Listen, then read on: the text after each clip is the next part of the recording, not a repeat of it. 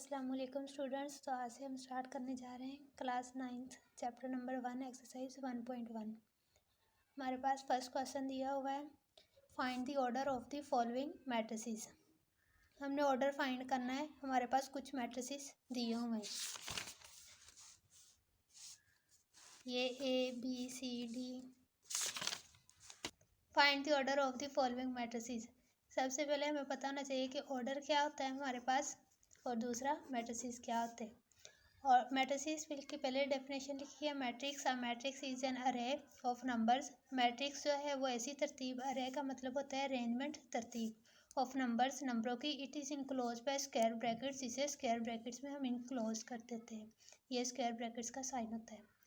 तो मैट्रिक्स हमारे पास क्या होगा, नंबरों की कोई भी ऐसी तरतीब है जिसे स्क्वायर ब्रैकेट्स में क्लोज करते तो हमारे पास बन जाता है मैट्रिक्स। ये ए मैट्रिक्स लिखा है 1 2 3 4, इसकी जगह कोई भी मैट्रिक्स हो सकता है, 3x3 का, 2x3 का। जैसे अगर बी मैट्रिक्स में लिख लूँ 1 2 3 0 4 6, मतलब कोई भी नंबर जिन्हें अरेंज किया हो, तरतीब से लिखा हो स्क्वायर ब्रैकेट्स के अंदर, तो हमारे पास बन जाता है मैट्रिक्स। उसके बाद हमने क्या पता करना था कि ऑर्डर क्या होता है। तो order, the number of rose and columns that matrix has is called its order. Number of rose and column मतलब जो कॉलम्स और रोज की तादाद होगी हमारे पास एक मैट्रिक्स के अंदर, वो हमारे पास होगा उसका ऑर्डर। लेट कर लिया ए इक्वल है 1 2 3 4 5 0, ये कोई भी एक मैट्रिक्स ले लिया है। तो इसका ऑर्डर हमें कैसे पता चलेगा, ऑर्डर किसका, number of rose and columns. तो रोज हमारे पास क्या होती है, जो ऐसे हॉरिजॉन्टल लाइन होती है वो रोज होती हैं, वर्टिकल लाइंस हमारे पास होती हैं कॉलम्स। नंबर ऑफ रोज इसमें कितनी है, 2 है, 1 और 2। कॉलम्स कितने हैं, 1 2 3। तो ऑर्डर इसका हो गया, ऑर्डर ऑफ ए इक्वल आ जाएगा 2/3। इसको लिखने का ये मेथड होता है, पहले हम लिखते हैं नंबर ऑफ रोज बाय लगा के, फिर लिखते हैं नंबर ऑफ कॉलम्स। ये कॉलम्स है तो 2/3 हो गया। ऑर्डर्स में हमने क्या पढ़ा है, रोज और कॉलम्स की तादाद। ये आपको पेपर्स में आ सकता है कि रोज की डेफिनेशन लिखो और कॉलम्स की कोई भी। ये डेफिनेशन इसीलिए लिखी हैं ताकि पेपर्स में भी डेफिनेशन आ जाती हैं।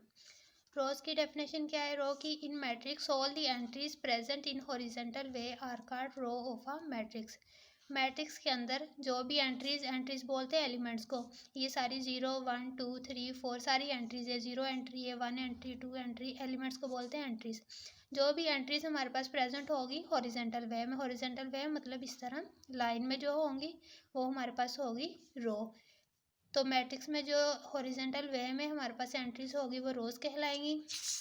कॉलम की डेफिनेशन है, कॉलम में सारी डेफिनेशन वही है, all the entries presented in vertical way. Vertical way जो इस तरह होगी वो हमारे पास हो जाएंगे कॉलम्स। तो कॉलम्स में हमारे पास वर्टिकल वे में एंट्रीज होंगी और रोज में होंगी हमारे पास हॉरिजॉन्टल वे में। ये हमारे पास कॉलम और रोज की डेफिनेशन होगी।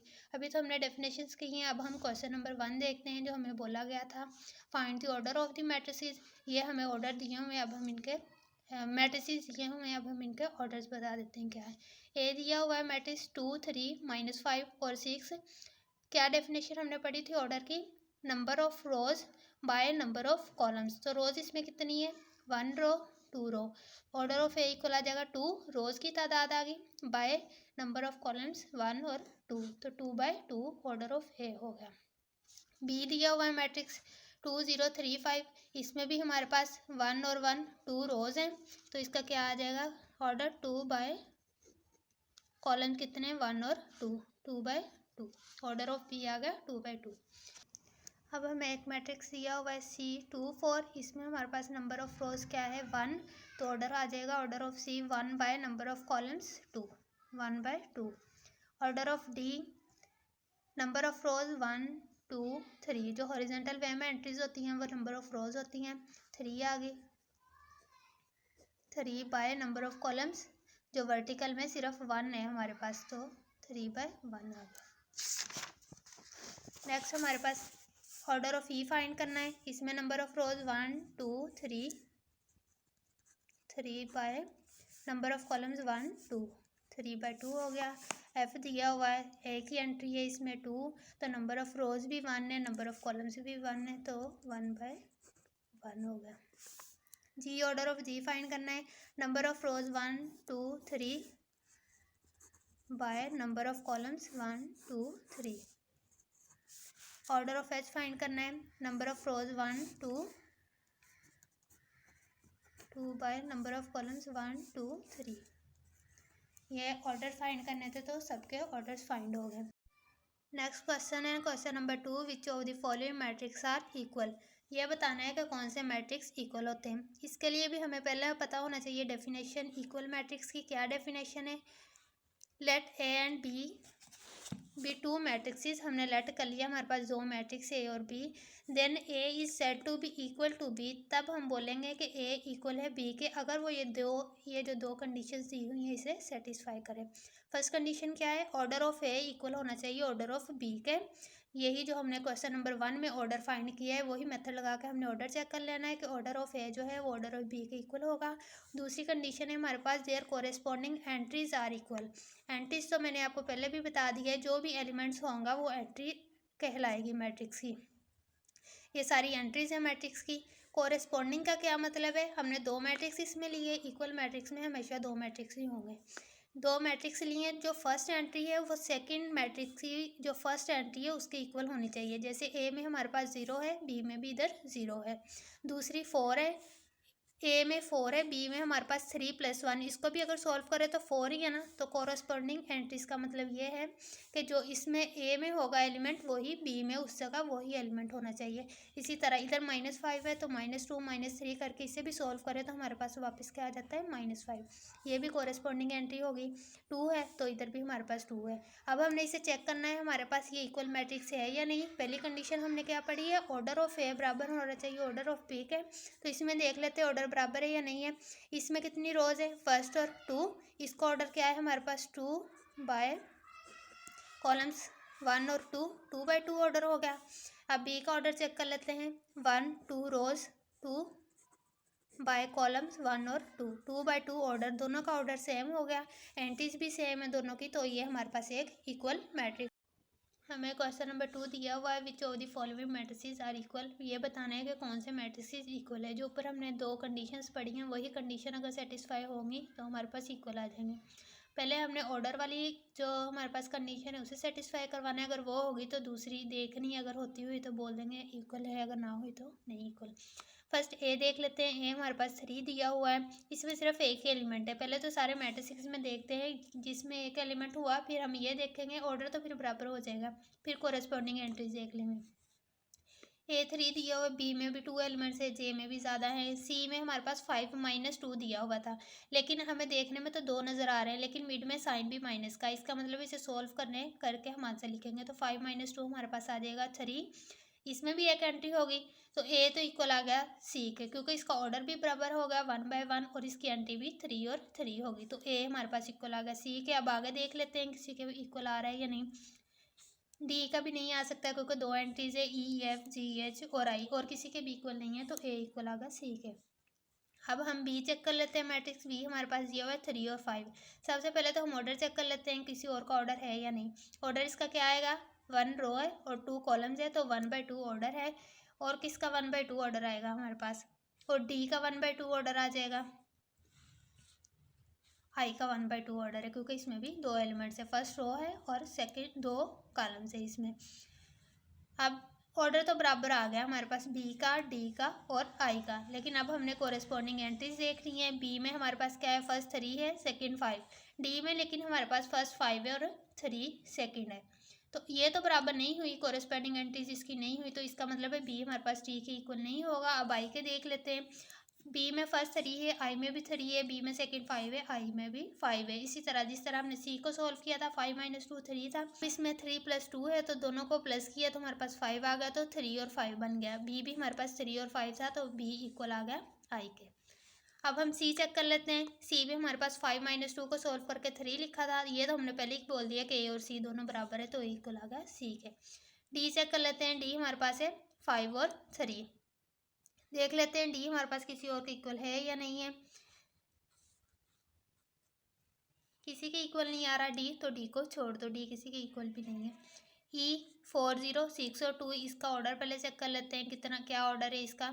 2 रोज है, 2 कॉलम्स है, तो 2/2 इसका ऑर्डर आ गया। अब और कुछ, अब कहीं और चेक कर लेते हैं हमारे पास ऐसा है या नहीं मैट्रिक्स। एच देखें, इधर भी 4 है 0 0 6 6 और 2 2। एक तो हमारे पास सी इक्वल आ गया एच के। दूसरा चेक कर लेते हैं, अगर कोई बन रहा है तो जे को देख लें। जे 2 + 2 को सॉल्व करेंगे तो 4 आ जाएगा। 2 - 2 0, 4 2 + 4 6 और 2 + 2 2 + 0 2, 4 0 6 2। ये भी हमारे पास था 4 0 6 2। तो ई हमारे पास इक्वल आ गया ई जे और एच के। ई जे और एच ये तीनों इक्वल है। इसी तरह आपने सारी एंट्रीज चेक कर लेनी है जो जिसके इक्वल आ रहा है। एफ देख लेते हैं। एफ 2 और 6, इसमें फर्स्ट कॉलम है, 2 रोज है। इसका ऑर्डर हमारे पास क्या है 1/2। जी का ऑर्डर हमारे पास क्या बनेगा, 3 - 1 को सॉल्व करेंगे 2 बन जाएगा। 3 + 3 हमारे पास आ जाएगा 6। 2 और 6 तो इधर से हमें नज़र आ रहा है एफ इक्वल है हमारे पास जी के। तो एफ इक्वल आ गया जी के। तो हमने बस यही बताना था कि इनमें से कौन कौन से मैट्रिसेस हमारे पास इक्वल है। ये सारे बता दिए जो जिसके इक्वल आ रहा था। नेक्स्ट क्वेश्चन नंबर 3 दिया हुआ है हमें, find the values of A B C. हमने वैल्यूज फाइंड करनी है A B C and D की, which satisfy the matrix equation, जो कि इस इक्वेशन को सेटिस्फाई कर रहा हो। तो ए प्लस सी, ए प्लस 2b, सी -1 और 4d - 6 हमारे पास इस मैट्रिक्स के हमें इक्वल दिए हुए हैं। ये हमने अभी जो इक्वल मैट्रिक्स बताए थे कि इक्वल मैट्रिक्स है, उसमें हमने 2 कंडीशंस पढ़ी थी। एक तो ऑर्डर इक्वल होता है, दूसरा कोरस्पॉन्डिंग एंट्रीज। उसी को देखते हुए हम बोल देते हैं कि ये जो कोरस्पॉन्डिंग एंट्रीज है वो इक्वल होती हैं। तो इससे हम इक्वेशंस बना लेंगे। फर्स्ट जो एंट्री थी फर्स्ट के इक्वल होती है, तो ए प्लस सी 0 आ गया। सेकंड की इक्वल होती है ए प्लस 2b -7। इसी तरह सी -1 इक्वल आ जाएगा 3 के, और 4d - 6 इक्वल आ जाएगा 2d के।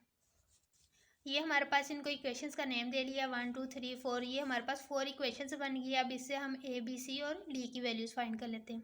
सबसे पहले तो हम देखते हैं किसी एक से अगर कोई वैल्यू निकल आए। फर्स्ट वाली इक्वेशन देख लो ए प्लस सी, इसमें तो हमें दोनों की वैल्यूज चाहिए, किसी एक ना एक की तो चाहिए दूसरी निकालने के लिए, तो इसको तो यूज़ नहीं कर सकते। इसी तरह ए प्लस 2b को भी यूज़ नहीं कर सकते, लेकिन इसको यूज़ कर सकते हैं क्योंकि सी -1 इक्वल हमारे पास 3 दिया हुआ है। जब 1 को दूसरी साइड पे ले जाएंगे तो सी की वैल्यू हमारे पास निकल आ जाएगी। तो इक्वेशन 3 से, फ्रॉम इक्वेशन 3 सी -1 हमारे पास 3 के दिया हुआ है, तो सी इधर ही रहेगा। अगर ये हमारे पास मैथमेटिक्स की प्रॉपर्टी होती है, जो चीज़ एक साइड पे माइनस हो रही है तो दूसरी साइड पे जाके प्लस हो जाती है। तो 3 + 1 इक्वल 3 + 1 आ गया, तो सी की वैल्यू हमारे पास आ गई 4। अब एक तो हमारे पास सी की वैल्यू निकल आई। अब इन इक्वेशन में किसी में पुट करो कि हमारे पास कोई दूसरी वैल्यू निकल आए। अब इक्वेशन 1 में देखें, इक्वेशन 1 में हमें सी नज़र आ रहा है, तो अगर सी की वैल्यू पुट करेंगे तो हमारे पास एक ही निकल आएगी। अब इक्वेशन 1 में पुट कर देते हैं, put C = 4 in equation 1। A plus C = 0 था हमारे पास। सी की वैल्यू हमारे पास क्या 4 आई है, प्लस वैसे ही सी की जगह 4 आ गया, इक्वल है हमारे पास 0 के। तो ए हमारे पास इक्वल है, इधर प्लस हो रहा है, दूसरी साइड पे जाके हो जाएगा माइनस। ए और सी दोनों की वैल्यूज़ आ गई हैं। अब हमारे पास बी और डी की बाकी रह गई हैं। अब इक्वेशंस में देख लेते हैं किस में पुट करें तो हमारे पास कोई दूसरी वैल्यू आ जाएगी। अब ए और सी की हैं, अगर इक्वेशन 2 में पुट करें ए की वैल्यू तो हमारे पास बी की निकल आएगी। Put A = -4 in equation 2। तो a + 2b = -7 हमारे पास दिया हुआ है। a की वैल्यू हमारे पास -4 आई थी, प्लस 2b इक्वल आ जाएगा -7 के। 2b इसी साइड पर रहेगा, -4 दूसरी साइड पर जाएगा तो प्लस का 4 बन जाएगा। 2b इक्वल आ जाएगा -7 + 4 प्लस माइनस माइनस, जो बड़ी के साथ साइन होता है वो आता है, तो -3 आ जाएगा। ये भी हमारे पास मैथ की प्रॉपर्टी है, अगर कोई चीज़ एक साइड पे मल्टीप्लाई हो रही है तो दूसरी साइड पे जाके वो हो जाती है डिवाइड। तो b की वैल्यू हमारे पास आ गई -3/2। अब हमारे पास a की भी आ गई, c की भी आ गई और b की भी आ गई वैल्यू। अब फाइंड हमने करनी है d की वैल्यू। अब इक्वेशन 4 देखें, 4 इक्वेशन में 4d - 6, सिर्फ इक्वेशन 4 में ही हमारे पास d है, तो सिर्फ इसी से हम निकालेंगे d की वैल्यू। बाय इक्वेशन 4d - 6 हमारे पास इक्वल आ जाएगा 2d के। d वाली एक साइड पे वैल्यूज ले आओ, दूसरी साइड पे ले जाओ। ये जो d है हमारे पास इधर ले आओ, d वाली साइड पे 4d - 2d हो जाएगा। 6 इधर माइनस हो रहा है, दूसरी साइड पे जाके हो जाएगा प्लस। 4d - 2d 2D आ जाएगा। ये कैसे 2D आया, प्लस है 4 के साथ प्लस और 2 के साथ माइनस है। प्लस माइनस माइनस साइन वो आता है जो बड़ी वैल्यू के साथ हो, तो बड़ी के साथ प्लस है इसीलिए प्लस नहीं लगाया। अब डी के साथ 2 मल्टीप्लाई हो रहा है, दूसरी साइड पे जाके हो जाएगा डिवाइड। 2 3 = 6, तो डी की वैल्यू हमारे पास आ गई 3। यही वैल्यूज हमने फाइंड करनी थी ए बी सी डी की। सो ए हमारे पास इक्वल आ गया -4 के, बी -3/2, सी 4 एंड डी की वैल्यू आ गई 3। ये हमारे पास आंसर आ गया। अब हमने अगर इसे पुट करके अगर इस मैट्रिक्स में पुट करके देखें तो हमें पता देख लेंगे कि हमारे पास कोरस्पॉन्डिंग वैल्यूज़ ही हैं। ए प्लस सी, ए हमारे पास क्या आया था, 4 आया था। ए हमारे पास -4 था और सी हमारे पास आया था 4। अगर -4 में +4 करें, -4 + 4 करें तो हमारे पास बन जाता है 0। इसी तरह A+2 भी, ए हमारे पास क्या आया था, मैं साथ लिख भी देती हूँ, -4 + 4 वैल्यूज़ आई थी तो 0 0 0 बराबर आ गए।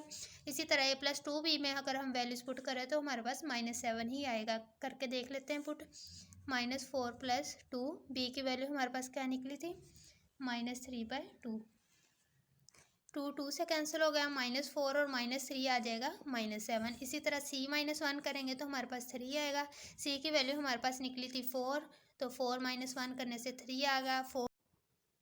इसी तरह अब जो लास्ट रहेगा इसे भी चेक कर लेते हैं। 4D - 6D है, डी की वैल्यू हमारे पास आई थी 3, तो इसमें वैल्यूज पुट कर देते हैं। 4 × 3 -6, 4 3 = 12 -6, तो ये हमारे पास आ जाता है 6। इधर भी देख लेते हैं, 2D दिया हुआ था, 3 की वैल्यू डी की 3 आई थी, तो 2 3 = 6, ये भी हमारे पास कोरस्पॉन्डिंग एंट्रीज आ गई। यही बस हमने चेक करना था। ABCD की वैल्यूज निकालनी थी, वो हमने निकाली। वैसे ये आपने पेपर में सॉल्व नहीं करना, ये बस मैंने आपको समझाने के लिए बताया कि ये कोरस्पॉन्डिंग एंट्रीज थी, इसलिए हमने इसे इक्वल रखा था। क्योंकि इक्वली हमने यही बोला था कि ये कोरस्पॉन्डिंग होनी चाहिए, तो ये मैंने आपको प्रूफ करके दिखा दिया कि कोरस्पॉन्डिंग थी, इसलिए हमने इसे ऐसे लिया था। तो ये आपको करने की ज़रूरत नहीं है, बस आपने वैल्यूज़ फाइंड करनी है। उम्मीद है कि आपको मेरी वीडियो अच्छी लगी होगी। अगर आपको मेरी वीडियो अच्छी लगी है तो please like, share and subscribe my channel, ताकि मेरी आने वाली हर वीडियो आप तक पहुंच सके। अल्लाह हाफिज़।